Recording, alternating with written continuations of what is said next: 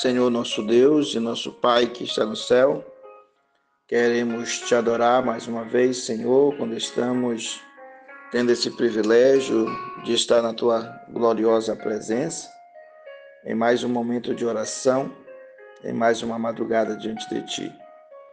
Quero te pedir, Senhor, em favor de todos que ouvem, todos que guardam no coração a tua palavra e que se colocam à disposição do teu Espírito Santo, Senhor, para se tornarem cada vez mais humildes diante de ti. Somos humanos, somos pecadores e necessitamos do teu poder, da sua compaixão e da sua imensa misericórdia.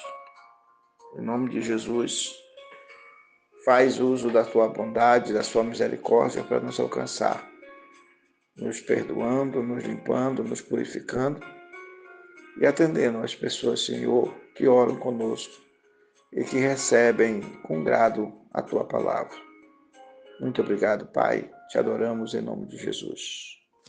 Muito bem, mais uma vez estamos na presença do Pai, do Filho e do poderoso Espírito Santo. Hoje, dia 9 de outubro de 2025.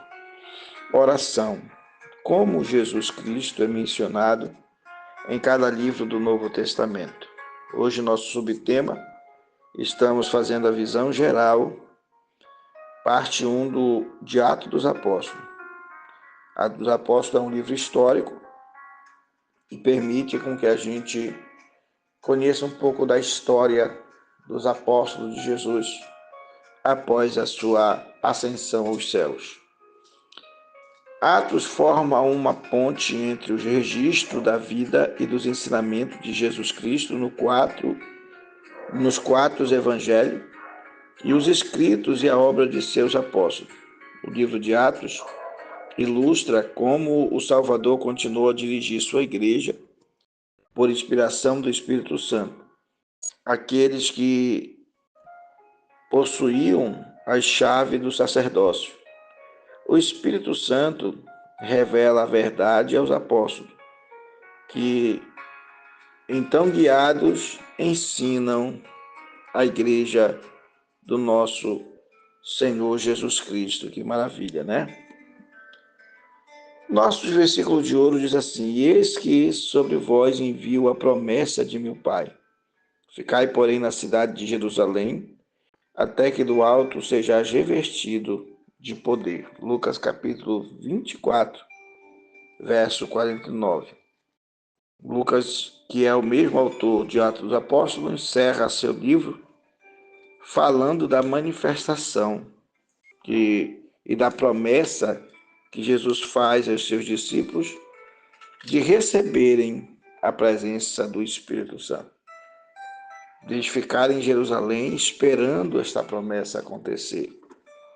E Atos capítulo 1, verso 8, diz assim: mas recebereis a virtude do Espírito Santo, que há de vir sobre vós. Ser-me-eis testemunha, tanto em Jerusalém, como na Judéia, Samaria e até os confins da terra. E essa repetição da promessa feita após a ressurreição de Cristo mostra quão grande é o compromisso de Deus com aquilo que ele promete àqueles que confiam nele. Quem confia no Senhor e recebe promessa ou toma posse das promessas divinas, essa pessoa será alvo do acontecimento dos milagres e das maravilhas de Deus. Porque a fé vê o invisível, ouve o inaudível e consegue o impossível através do poder de Deus. Nossa verdade inquestionável diz assim: o Espírito Santo revelava a verdade aos apóstolos, que então guiavam e ensinavam a igreja. Os apóstolos também realizavam milagres em nome de Jesus Cristo. Ao estudar o livro dos apóstolos, vamos aprender como a igreja de Jesus Cristo começou a espalhar-se em Jerusalém e até os confins da terra, conforme a promessa de Atos 1:8. Estudar esse livro também vai ajudar a ver a sabedoria e seguir os profetas e apóstolos modernos. Podemos inspirá-los a ser uma testemunha fiel e destemida de Jesus Cristo, se forem fiéis àquilo que o Evangelho de Cristo nos traz. Nosso destaque diz assim: fiz o primeiro tratado ao Teófilo acerca de tudo que Jesus Cristo começou não só a fazer, mas a ensinar, até o dia em que foi recebido em cima, depois de ter dado mandamento pelo Espírito Santo aos apóstolos que escolhera, aos quais também depois de haver sido padecido, se apresentou vivo com muitas infalíveis provas, sendo visto por espaço de 40 dias, e falando que respeitava ao reino de Deus. E estando com eles, determinou-lhes que não se ausentasse de Jerusalém, mas que esperassem a promessa do Pai. Disse ele: de mim ouviste, porque na verdade João batizou com água, mas vós sereis batizados com o Espírito Santo não muito depois destes dias. Aquele, pois, que se haviam reunido, perguntaram-lhe, dizendo: Senhor, restaurarás tu neste tempo a Israel? Disse-lhes: não vos pertence saber o tempo ou as estações que o Pai estabeleceu pelo Espírito e pelo seu próprio poder. Mas recebereis a virtude do Espírito Santo que há de vir sobre vós, e ser-me-eis testemunha tanto em Jerusalém como em toda a Judéia e Samaria e até os confins da terra. E quando dizia isto, vendo-os, ele foi elevado às alturas, e uma nuvem o recebeu, ocultando aos seus olhos, e estando com os olhos fitos no céu, enquanto ele subia, eis que junto deles se puseram 2 varões, vestidos de branco, os quais lhe disseram: varões galileus, por que estáis olhando para o céu? Esse Jesus que de entre vós foi recebido em cima no céu, há de vir assim como para o céu viste ir. Todos estes perseveraram unanimemente em oração e súplicas com as mulheres e Maria, mãe de Jesus, e com os seus irmãos. Atos, capítulo 1, verso 1 a 11 e o versículo 14. Bendito seja o nome do Senhor nosso Deus. A leitura bíblica do assunto diz assim: no dia seguinte, indo eles seu caminho e estando já perto da cidade, subiu Pedro ao terraço para orar, quase a hora sexta, e tendo fome quis comer. Enquanto lhe preparavam alimento, sobreveio-lhe um arrebatamento de sentidos, e viu o céu aberto, que descia um vaso, como se fosse um grande lençol, atado pelas 4 pontas, e vindo para ele, para a terra, no qual havia todos os animais, quadrúpedes, répteis da terra e aves dos céus. E foi-lhe dirigida uma voz: levanta, Pedro, mata e come.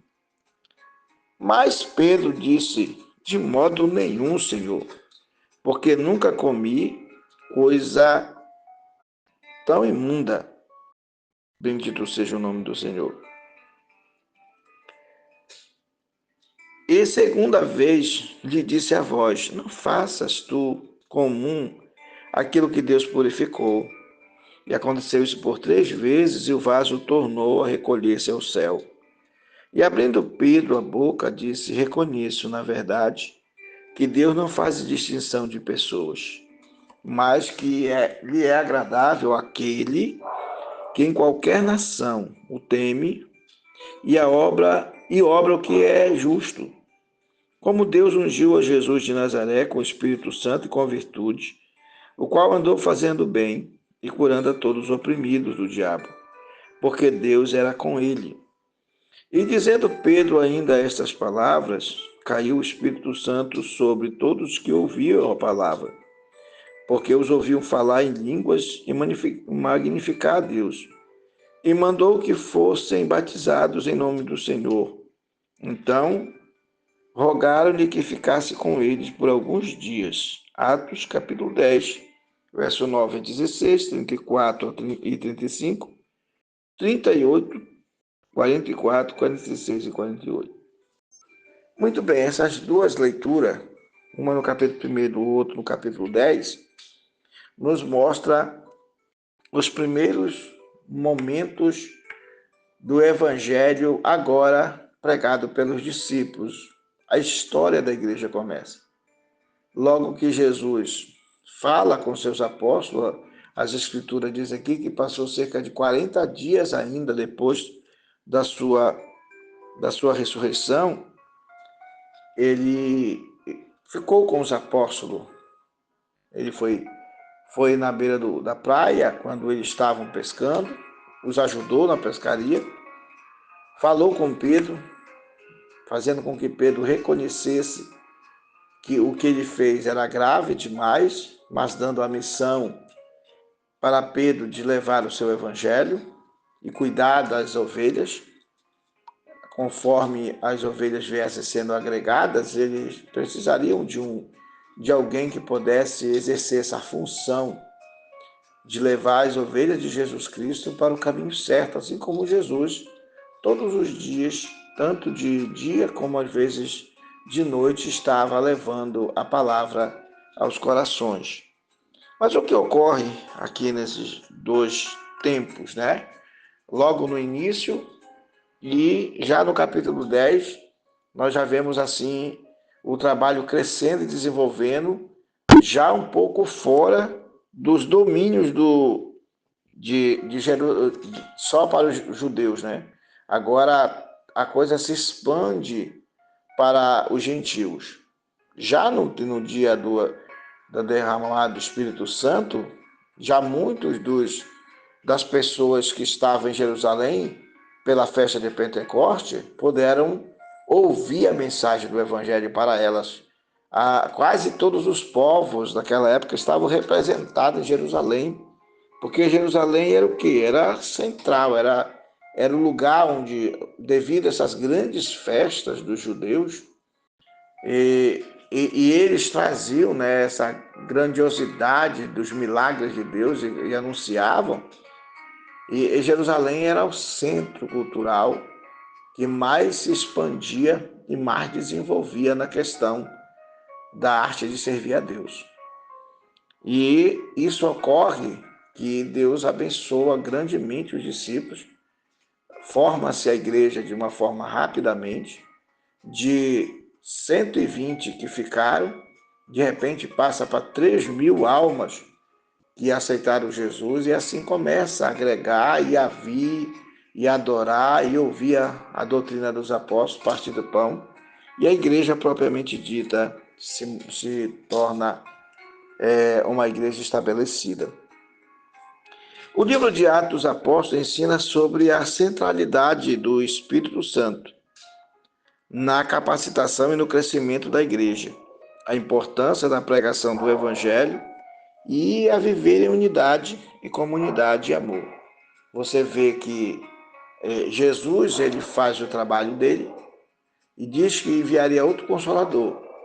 E o Ato dos Apóstolos, ele vem trazer agora o Espírito de Deus como resposta daquilo que Jesus tinha dito, que ele ia rogar ao Pai que enviasse outro Consolador.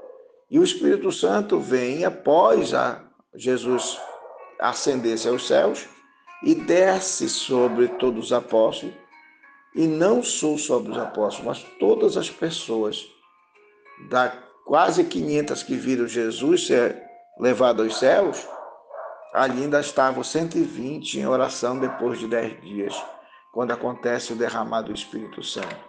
E daí em diante nós vamos ver muitas obras do Espírito Santo acontecendo através dos apóstolos, e a manifestação dele, do Espírito Santo, não só ajudando eles a ter ousadia para fazer a obra de Deus, mas para curar pessoas em nome de Jesus. Quem escreveu o livro foi justamente Lucas. Lucas escreveu Atos dos Apóstolos como a segunda parte da obra escrita, Teófilo. A primeira parte é conhecida como Evangelho segundo São Lucas. Bendito seja o nome do Senhor. Atos dos Apóstolos, ele se torna assim, uma referência no ensino e também no desdobrar-se das obras da igreja cristã.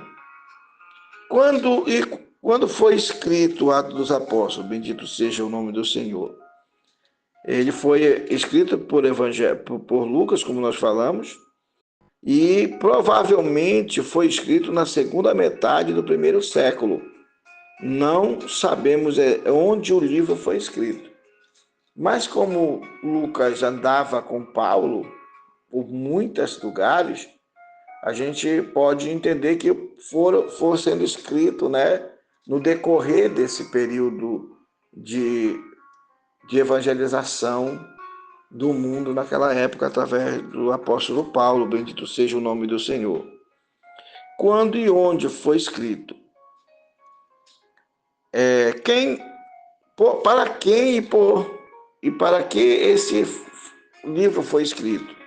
Lucas escreveu o livro para um homem chamado Teófilo. Só que esse livro, enquanto ele é uma pesquisa, porque Lucas não era apóstolo, Lucas foi apenas uma pessoa que se converteu ao evangelho e passou a seguir Paulo. E Teófilo, que a gente não tem aí a história de Teófilo, ele era um homem grandemente rico, com certeza, para que desse condições financeiras para que Lucas pudesse fazer esse tratado que acaba inserindo na Bíblia 2 compêndios, né? Que é o livro Evangelho segundo São Lucas e esse Atos dos Apóstolos. Quais são as características mais marcantes do livro? O livro de Atos conta sobre o crescimento e a difusão do cristianismo, começando na capital da província judaica de Jerusalém e terminando em Roma, a grande capital do império. Os acontecimentos descritos em Atos ocorrem em um período de aproximadamente 30 anos, ou seja, cerca do ano 30 depois de Cristo até os anos 62 depois de Cristo. Pode ser um pouquinho mais, um pouquinho menos, porque as datas não são exatas. Até porque quando Jesus morre estando com 33 anos. E para Lucas escrever desde o ano 30, a gente não pode dizer que ele não já estivesse fazendo quando Jesus estava na terra, mas a gente entende que é provável que ele tenha escrito isso depois. E concentra-se principalmente no ministério de Pedro e Paulo. Atos dos Apóstolos nos traz o conhecimento da história da igreja, limitando a pequena parte abrangente das epístolas no Novo Testamento. Além disso, Atos fornece um contexto histórico valioso para as epístolas de Paulo. Por que essa questão das epístolas envolve aqui? Porque quando Lucas está escrevendo, está fazendo o seu apanhado, Paulo escreve várias epístolas. Pedro escreve suas epístolas. Porque quase todas as epístolas elas terminam nos anos 90. Quase todos os livros foram escritos até os anos 90. Nos anos 100, praticamente os 4 evangelhos e o Atos dos Apóstolos já estavam escritos, bendito seja Deus, e provavelmente o Apocalipse. Foram fundamentais para o crescimento da igreja no início, a conversão de Paulo, nos Atos 9, e suas missões subsequentes, a visão que Pedro recebeu sobre a aceitação dos gentios na igreja, que não tinham sido convertidos ao judaísmo, e as doutrinas ensinadas na grande conferência, ou do concílio, que muitos dizem, né, de Jerusalém, no capítulo 15 de Atos. Ele narra o nascimento, a expansão da igreja cristã a partir de Jerusalém até os confins da terra, demonstrando que a fé em Jesus transforma vidas e é necessário para cumprir o projeto divino de evangelizar o mundo. Algumas lições: o papel do Espírito Santo. O Espírito é a força motriz da igreja, capacitando os discípulos com poder para pregar a palavra e realizar milagres e viver uma vida de testemunho. A expansão.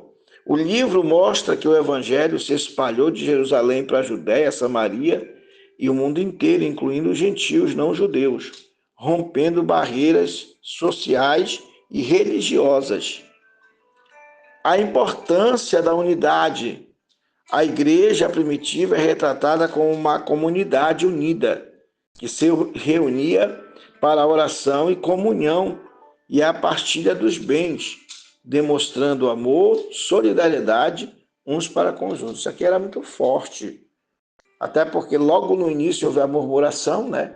Porque devido às pessoas se concentrarem muito para irem adorar a Deus, adorar a Deus, adorar a Deus, no início muita concentração, reuniões de manhã, de tarde, de noite, nas casas, e isso fez com que algumas casas das mulheres viúvas ficassem um pouco sem atendimento, sem o cuidado dos seus filhos, e todo mundo agregado ali, indo para Jerusalém, e eles reunindo, trazendo as alimentações de casa, ou fazendo as vendas das fazendas, para trazer e colocar aos pés do apóstolo, para distribuir gratuitamente. A igreja cresceu rápida com a ação social.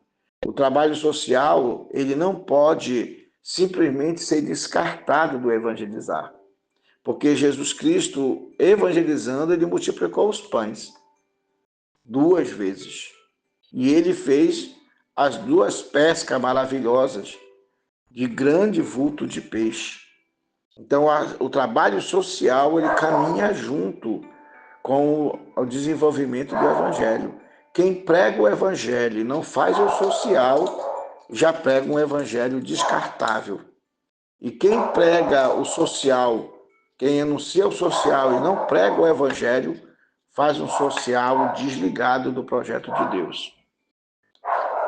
A transformação pela fé, a conversão de Saulo, é um exemplo marcante como a fé em Jesus Cristo transforma radicalmente a vida de uma pessoa. Ele antes era perseguidor e depois virou um grande evangelista. A revelação entre o evangelismo e serviço. Atos conecta a pregação da mensagem de Jesus com ações do amor e cuidado, com a cura dos doentes e a ajuda dos necessitados, mostrando compromisso com a proteção da pessoa e da dignidade humana através de Jesus Cristo. A perseverança diante da perseguição. A igreja em Atos enfrentou perseguição, mas perseverou com coragem e a fé e direção do Espírito Santo. Conforme Lucas 24, 49, o Salvador instruiu os apóstolos a começar seus respectivos ministérios apenas depois que do alto fossem revestidos de poder. O livro de Atos registra a investida desse poder do Espírito Santo e descreve os extraordinários resultados alcançados pela presença do Espírito Santo na vida dos apóstolos. Começando com a conversão de milhares de pessoas no dia de Pentecostes, Atos 2, e em todo o livro de Atos e Lucas, nós podemos perceber a grandiosidade do poder de Deus. Em todo o livro também acontece as congregações, né? Porque começa a pregar o evangelho e formar as igrejas e congregações. E aqui nós não estamos falando de templo, mas estamos falando de eles reunirem em casas, reunirem em praças, reunirem à beira do rio. Eles reuniam, assim como Jesus no início fazia, mas também reuniam em lugares grandes, né? Cobertos, porque não somente a igreja foi formada, como hoje alguns defensores bandidos e canalhas querem dizer que a igreja não precisa de templos e que Deus não habita em templos. Realmente Deus não vai deixar de morar no céu para habitar dentro de um templo.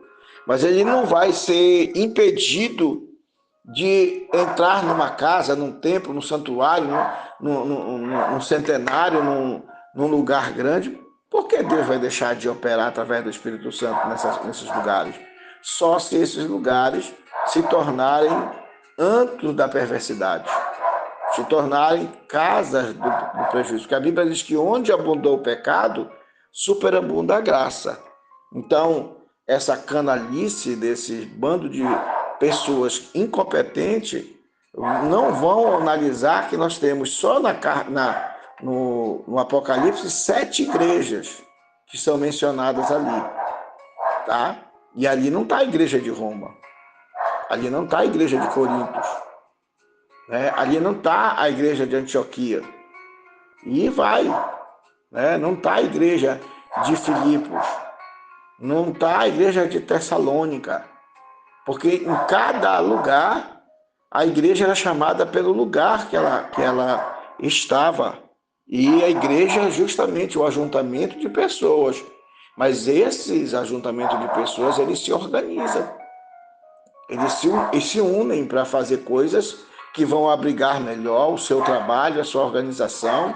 Como é que eles iam trazer as suas compras, os seus a coisa para manter, se eles não tivessem lugar? Então, é totalmente reverso essa situação vergonhosa de pessoas que hoje tentam destruir. Os templos não são problema. O que é problema é quem habita no templo. E a Bíblia diz que Deus não pediu para fazer casa para ele, mas Davi desejou fazer uma casa para colocar a arca do Senhor e para organizar o culto a Deus. E Deus não rejeitou. Deus não só quis que Davi, mas ele passou para Salomão.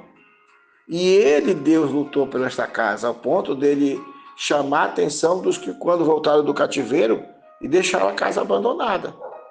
Deus mandou reconstruir a casa. Então Deus tem interesse, sim, em lugares de adoração, desde que sejam para Ele, por causa dEle, para a glória dEle. Agora, se for para homens carnais, para pessoas transformar ali numa agência de arrecadação só financeira, aí esse é problema de quem fizer. Não é mais com o Espírito Santo. Muito bem, em Atos dos Apóstolos, capítulo 1 e 2, Jesus Cristo ministra aos seus discípulos por 40 dias após a sua ressurreição e ascende ao céu. Por inspiração, os apóstolos chamam Matias para ocupar a vaga do quórum dos 12. O Espírito Santo é concedido às pessoas no dia de Pentecostes. Pedro testifica ousadamente sobre o Salvador ressuscitado e cerca de 3.000 pessoas se convertem. Em Atos 3 a 8, Pedro e João curam um coxo de nascença. Pedro e João são presos por terem curado, pregado em nome de Jesus Cristo, e são libertados da prisão através da ação poderosa do anjo do Senhor. Um desses homens, Estevão, testifica perante o conselho judaico e os membros do conselho o condenam à morte. Filipe prega em toda Samaria. Atos 9 a 12, Saulo é convertido, começa seu ministério por meio de uma visão. Pedro fica sabendo que o evangelho é para todos os gentios. Herodes Agripa é condenado, né? Condena Tiago à morte, e também nesse período Herodes é comido a bicho, né? Atos capítulo 13, verso 15, Saulo e Barnabé são chamados como missionários. Eles enfrentam a oposição dos judeus. Bendito seja o nome do Senhor. Os líderes da igreja se reúnem para determinar o que aconteceria para os gentios, já que os gentios não seguiam o judaísmo. E, de uma certa forma, os discípulos não tiveram como fugir de seguir as mesmas práticas do judaísmo, que não foi o ensino de Jesus. Jesus nunca mandou destruir a lei, mas sempre questionou a tradição, a forma e acabar com aquilo que se referia ao Cordeiro de Deus, aquele que morreria. Porque agora não haveria mais necessidade de sacrifício, uma vez que Jesus já tinha sido sacrificado. Então, toda aquela esfera da lei que obrigava ao sacrifício não deveria mais ser praticado, mas sim o culto a Deus em adoração, com salmos, hinos, provérbios, tudo que eles pudessem trazer para a adoração ao Senhor. Cumpra-se aquela parte que ele fala para a mulher samaritana, que não só em Jerusalém, mas em todos os lugares, Deus procurava verdadeiros adoradores. Atos 16 a 20, Paulo e Silas fortalecem várias igrejas e congregações que tinham sido estabelecidas anteriormente no Areópago, em Atenas. Paulo prega aos gentios sobre a geração de Deus e sobre o Deus desconhecido. Paulo termina a sua segunda missão e sai para a terceira na Ásia Menor. Paulo decide voltar para Jerusalém. Atos 21 a 28. Em Jerusalém, Paulo é aprisionado e continua a testificar de Cristo na prisão. O Senhor aparece novamente a Paulo. Muitos judeus planejam matá-lo em Cesareia. Ele testifica a Félix, Festo e Agripa. Paulo sobrevive ao naufrágio e caminha direto para Roma. E ele prega o evangelho em prisão domiciliar. Então, nós temos aqui um resumo ou uma visão geral de Atos dos Apóstolos, né? O Atos dos Apóstolos os apóstolos foram capacitados para estabelecer o evangelho para todo mundo, todas as pessoas. A conversão de Saulo traz para a igreja um grande movimento, porque aquele que era opositor e que encabeçava a oposição contra a igreja de Jesus Cristo, a seita dos nazarenos que eles diziam, passa agora a lutar, sofrer, apanhar, mas pregar ousadamente e expandir o evangelho a todas as outras cidades que chama-se confins da terra, que são todos os lugares, que não são de Jerusalém, ali da Judéia, né? Mas que são para todos os povos, porque Jesus veio trazer o evangelho, não só para os judeus, mas a todos quanto receberam, deu-lhes o poder, né? E conhecereis a verdade, e a verdade vos libertará. Vinde a mim todos que estão cansados e oprimidos, eu vos aliviarei. Pregai o meu evangelho a toda criatura. Quem crê e for batizado será salvo. Então, o evangelho, ele é soberano, mas ele é ao mesmo tempo para toda criatura, todo ser humano, porque todos foram criados pelo nosso Deus. Oremos ao Senhor. Senhor nosso Deus, nós te adoramos mais uma vez e te rendemos graça de todo o nosso coração pela vitória de estar em mais uma madrugada diante de ti. É um privilégio, Senhor. É uma oportunidade ímpar. Quando dobramos os joelhos ou clamamos a ti com o nosso coração e com a nossa alma.